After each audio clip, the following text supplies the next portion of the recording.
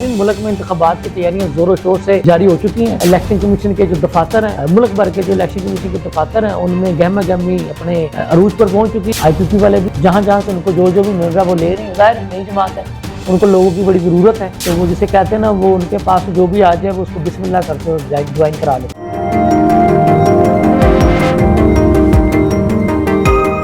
بسم اللہ الرحمن الرحیم۔ لمن نیوز کے ساتھ میں شہزاد ملک۔ ناظرین، ملک میں انتخابات کی تیاریاں زور و شور سے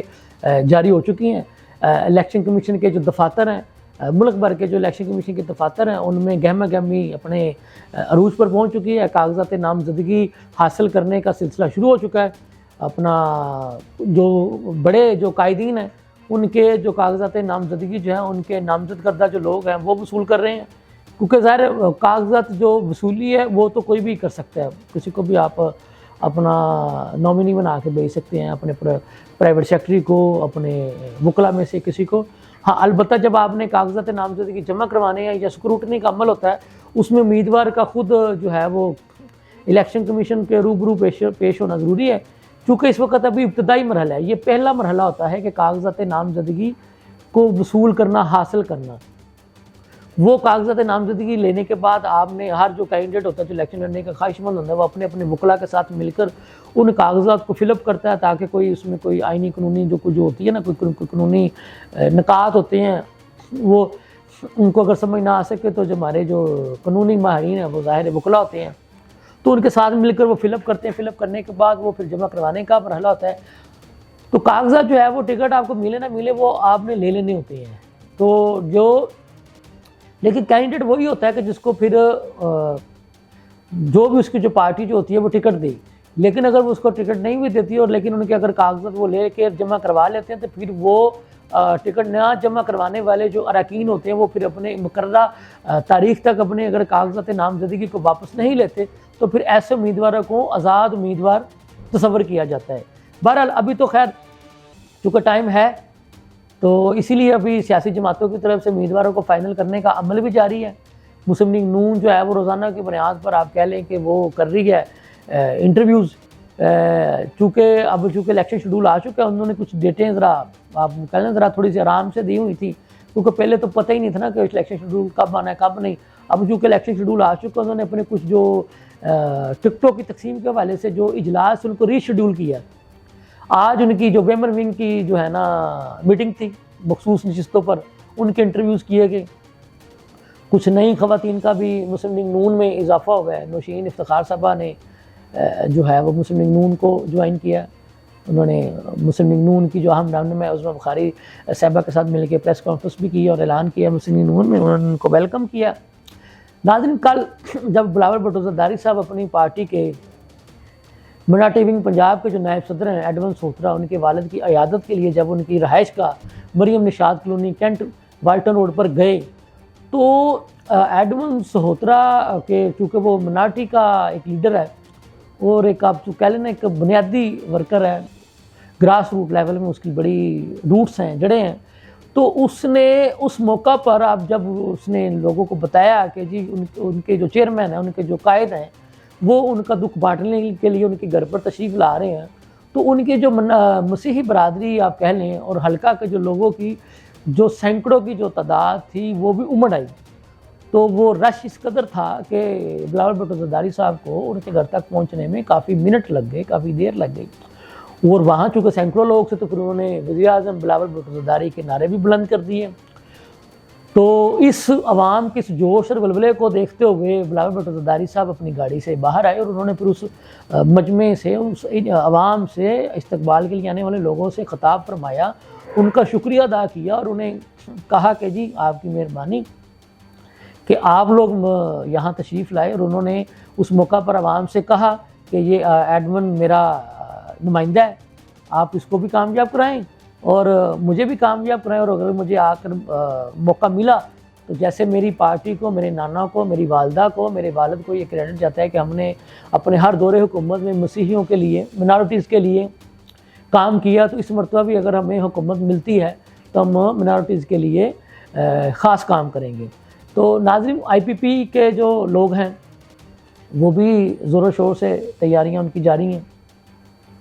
پیپلز پارٹی میں بھی آئے روز کچھ لوگوں کی شمولیت کا سلسلہ جو ہے وہ چل رہا ہے. آئی پی پی والے بھی جو ہے نا وہ جہاں جہاں سے ان کو جو بھی مل رہا ہے وہ لے رہے ہیں. ظاہر ہے نئی جماعت ہے, ان کو لوگوں کی بڑی ضرورت ہے, تو وہ جسے کہتے ہیں نا وہ ان کے پاس جو بھی آ جائے وہ اس کو بسم اللہ کرتے ہیں اور جوائن کرا لیتے ہیں. بہرحال ہمیں جو اس وقت نظر آ رہا ہے, پی ٹی آئی کے جو ابھی جو نئے چیئرمین بنے ہیں بیرسٹر گوہر صاحب, انہوں نے اپنی طرف سے اعلان کیا ہے کہ جی خان صاحب جو ہے وہ 3 حلقوں سے قومی اسمبلی کا الیکشن لڑیں گے. اب وہ کیسے لڑیں گے, ہماری اطلاع کے مطابق تو وہ ان کی نااہلی کا کیس چلتا ہے, ابھی تو اس کا فیصلہ نہیں ہوا. بہرحال وہ ان کا اعلان ہے, وہ کر سکتے ہیں, وہ حق رکھتے ہیں, کیونکہ وہ خود کہتے ہیں میں تو قائم مقام ہوں, اصل چیئرمین تو جو سابق چیئرمین تھے وہ وہی ہیں. تو ہمیں یہ بھی بتایا گیا ہے کہ جی پی ٹی آئی نے اندرون خانہ الیکشن لڑنے والوں کو گو ہیڈ دے دیا اور انہیں کہا کہ جی آپ کاغذات نامزدگی تو حاصل کریں نا, تو آپ کی ٹکٹوں کا جو فیصلہ جو ہے نا وہ بعد میں دیکھ کے کریں گے, تاکہ جو لوگ جو ہے وہ کاغذات وصول کرنے میں کامیاب ہو جائیں گے اس کے مطابق جو ہے وہ آپ لوگوں میں ٹکٹوں کی تقسیم کا عمل جو ہے وہ شروع کر دیا جائے گا. ناظرین, ملک میں الزامات کی سیاست بھی اپنے عروج پر ہے, جو کہ میں سمجھتا ہوں کہ نہیں ہونی چاہیے. عثمان ڈار اور کی والدہ نے جو الزامات لگائے ہیں سابق وزیر داخلہ جو ہیں دفاع خواجہ آصف صاحب پر,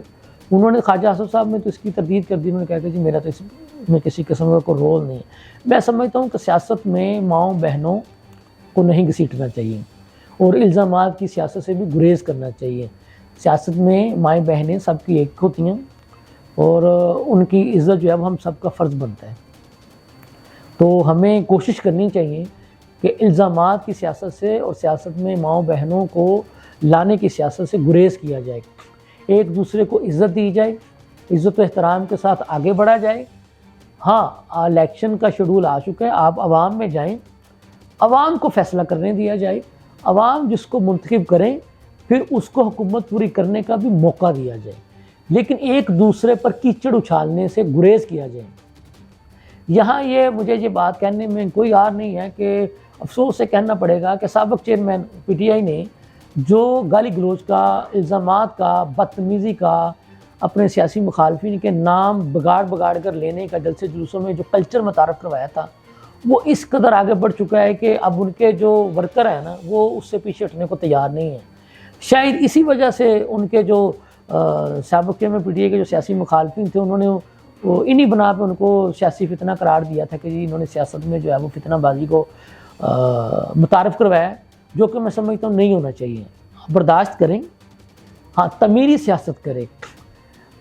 اپنے منشور کو آگے لے کے آئیں نا, اپنے مینیفیسٹو کے بارے میں بتائیں, بجائے اس کے کہ ایک دوسرے کی کردار کشی کرنے کے اپنے مینیفیسٹو کو لے کے آئیں. مینیفیسٹو میں بتائیں کہ اگر آپ ہمیں لے کے آتے ہیں تو ہم آپ کے لیے یہ کریں گے.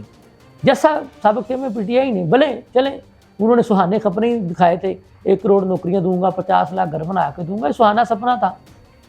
جو کہ خیر انہوں نے ایک نوکری بھی کسی کو نہیں دی, ایک گھر بھی کسی کو بنا کے نہیں دیا, لیکن یہ ایک سہانا سپنا تو تھا نا. اسی طرح کی باتیں, اسی طرح کے سپنے دکھائیں اور اچھے سپنے دکھائیں, اچھی باتیں کریں, خوش نما نعرے لے کے آئیں, تعمیری سیاست کریں. ہاں, اس کے بعد آپ جب حکومت میں آتے ہیں آپ اس پہ عمل نہیں کرتے تو پھر یہ عوام کا حق بنتا ہے, فرض بنتا ہے کہ وہ آپ کا محاسبہ بھی کریں, آپ سے پوچھیں کہ 2018 میں آپ نے ہمیں یہ خواب دکھائے تھے, ان میں سے کتنے خوابوں کو آپ نے پورا کرنے کی کوشش کی ہے. کوشش بھی کی ہو نا, چلو بندہ کہتا ہے کہ چلو ایک بنیاد تو رکھنے کی کوشش کی نا. بہرحال پھر میں یہ کہہ رہا ہوں اس کا فیصلہ 8 فروری کو عوام نے کرنا ہے, اور عوام ہی بہتر فیصلہ ساز ہیں, اور لاڈلا بھی اسی کو بننا چاہیے جس کو عوام منتخب کریں. اس کے ساتھ ہی اپنے میزبان شہزاد کو اجازت دیجیے. اللہ حافظ.